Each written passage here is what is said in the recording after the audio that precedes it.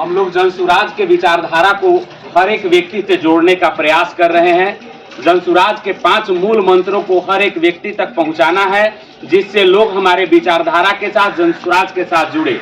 उन 5 जो मूल मंत्र है जनसुराज का, उसे हर एक व्यक्ति लाभान्वित होगा, परिवार का हर एक सदस्य लाभान्वित होगा। उन 5 चीजों का जिक्र करने, वह उन 5 चीजों का विचार जो है वो ताजा करने हम आपके पास आए हैं।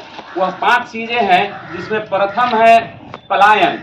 हर एक परिवार का 2 से 3 लोग जो हैं मजबूरी बस घर से बाहर रहते हैं, चूंकि जीविकोपार्जन का साधन हमारे स्थानीय स्तर पर नहीं है।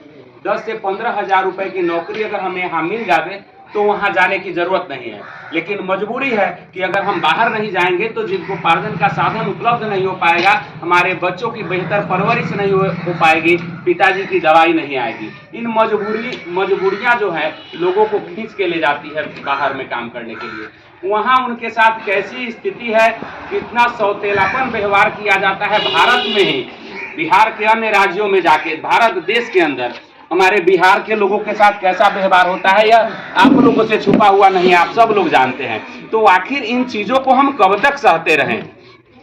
अगर इसका निदान हो सकता है तो हमें भी प्रयास करना चाहिए। तो जनसुराज कहती है कि 10 से 15 हजार रुपए की नौकरी स्थानीय स्तर पर उपलब्ध करवाया जाएगा।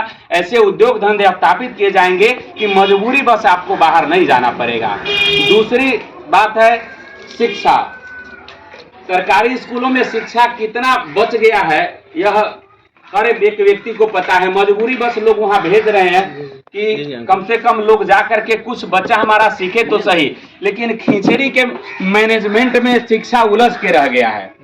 तो जनसुराज कहती है कि 1 से 15 साल तक के बच्चों को मुफ्त में शिक्षा और गुणवत्तापूर्ण शिक्षा की व्यवस्था की जाएगी जब जनसुराज सत्ता में आएगी। तो अगर जब तक सरकारी स्कूलों में व्यवस्था बेहतर नहीं होती है, अगर आप चाहेंगे तो प्राइवेट स्कूलों में अपने बच्चों को भेजेंगे और उसके लिए जो फीस होती है वह जनसुराज देगी। तीसरा, हमारे घर में महिलाएं हैं जो खाना बना लेने के बाद, खाना बच्चों को खिला देने के बाद, गार्जियन को खिला देने के बाद आराम से बैठ जाती हैं, उसके बाद उनका कोई काम नहीं होता है। अगर सोचिए उनके लिए भी कुछ व्यवसाय का उपलब्ध हो जाए, रोजी रोटी का अवसर मिल जाए तो कितना बेहतर हो। परिवार में जब 2 लोगों के इनकम का स्रोत बढ़ जाएगा तो जाहिर सी बात है कि आर्थिक स्थिति परिवार की बेहतर हो सकती है। तो उनके लिए 4% सालाना ब्याज की दर से 1 से 5 लाख तक सरकारी गारंटी पर लोन ऋण की उपलब्धता होगी, ताकि वो लोग अपना स्वरोजगार कर सके, अचार उद्योग, पापड़ उद्योग इत्यादि करके कुछ इनकम का स्रोत ढूंढ ले। चौथा, वृद्धा पेंशन। हमारे चाचा 60 से उम्र से ज्यादा हैं, आपको चाचा कितना पेंशन मिलता है? 400 रुपया। बताइए आज के इस महंगाई के दौर में 400 रुपया का कोई औचित्य है? सरकारें हमको ठग रही हैं, अपने मतलब हर एक साल में अपने खर्च का बढ़ा ले रहा है, अपना वेतन बढ़ा ले रहा है, लेकिन 400 रुपया लगभग कई सालों से है। हाँ, 10-15 साल से 400 रुपया है। तो महंगाई के इस दौर में उस 400 रुपया का भी कोई औचित्य नहीं है। हमारा शोषण हो रहा है 400 रुपया के नाम पर। तो जनसुराज कहती है कि हम पेंशन 2000 रुपया करेंगे प्रति माह। 60 वर्ष से ऊपर के जो भी महिला और पुरुष है उनको 2000 रुपया प्रति माह पेंशन दिया जाएगा। 5वां, किसानी।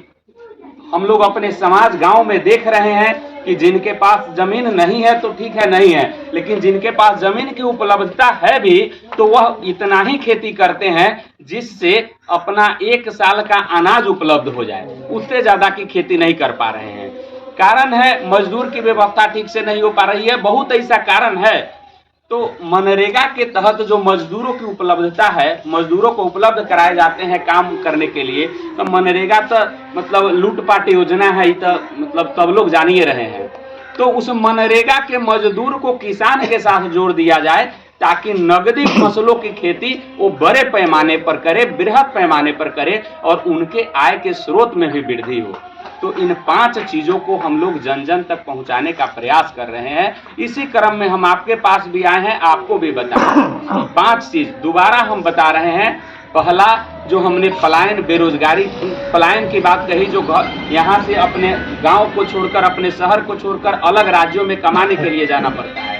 दूसरा शिक्षा के लिए बताया, जो कि 1 से 15 साल तक के बच्चों को गुणवत्तापूर्ण शिक्षा दी जाएगी। तीसरा, महिलाओं को 4% सालाना ब्याज की दर से ऋण उपलब्ध, 1 से 5 लाख तक की ऋण उपलब्धता के बारे में बताया। चौथा, वृद्धा पेंशन, और पांचवा, किसानी। इन 5 चीजों का जिक्र किए हैं। 1 मिनट रुक जाइए चाचा, आप महसूस करिएगा तो आप देखिएगा कि आपके परिवार, मेरे परिवार, हम सभी के परिवार में कोई व्यक्ति छूट नहीं रहा है। और बच्चा के लिए, नौजवान के लिए, वृद्ध के लिए, महिला के लिए, किसान के लिए, इन 5 लोगों के लिए सोचा गया है। तो अगर कोई पार्टी, कोई लोग अगर आपके लिए इन 5 चीजों पर सोचता है, तो हमारा, आपका, हम सभी का यह कर्तव्य बनता है कि एक कदम आगे बढ़ के उनका सहयोग, समर्थन करें, क्योंकि यह तभी फायदेमंद है, तभी हम इससे लाभान्वित हो पाएंगे जब जनसुराज सत्ता में आएगी। और जनता जब चाह ले तो कुछ भी संभव है। हवा के रुख को अगर कोई बदल सकता है तो वो जनता है। तो हम आप सभी से करबद्ध निवेदन करते हैं कि आप सब लोग जनसुराज का सहयोग करिए, जनसुराज का समर्थन दीजिए, जनसुराज के साथ आइए, ताकि हमारा परिवार, हमारा गांव, हमारा समाज, हमारा बिहार समृद्ध और खुशहाल बने। और जब हमारा बिहार समृद्ध खुशहाल बनेगा तो हम भी बेहतर हो जाएंगे, हमारी भी स्थिति में सुधार होगा। धन्यवाद।